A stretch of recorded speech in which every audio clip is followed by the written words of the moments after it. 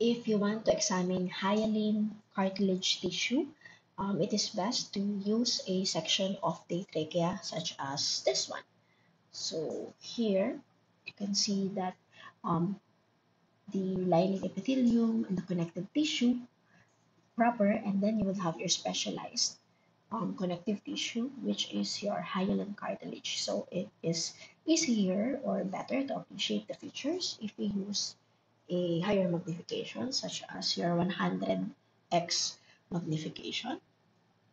So here you can see that your hyaline cartilage has a glassy appearance, and here you would have your perichondrium. Some hyaline cartilage, if they are found in the articular surface of your joints, then they would not have your perichondrium. But in this case, you have your perichondrium here.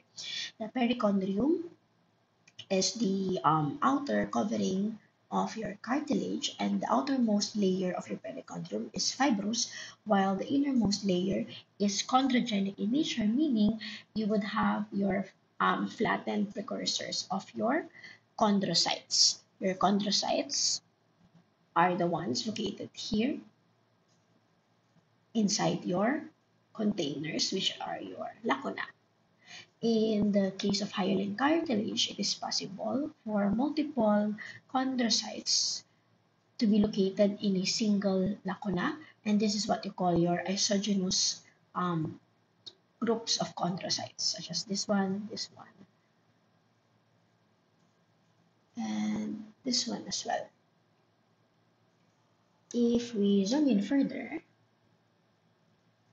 you will see that in hyaline cartilage, the ground substance is glassy and clear. So it's best to compare this with a section of your elastic cartilage. So for hyaline cartilage, you will see that it is glassy.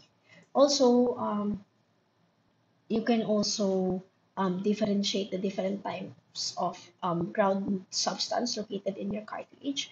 For the ground substance, which is located near the periphery of your lacuna, here and here, you would call that your territorial matrix. But for the ground substance, which is located um, farther away from your lacuna and in between, and it is lighter, this would be your interterritorial matrix. Okay, if you move to the outer part, as I said earlier, your perichondrium has two layers. In this preparation, it looks like the fibrous layer has been removed from the section, but the inner chondrogenic layer containing your flattened young uh, chondrocytes, aka your chondroblasts, can be seen in here. So again, this is your chondroblasts, and this would be your chondrocytes, and this would be an example of your isogenous group,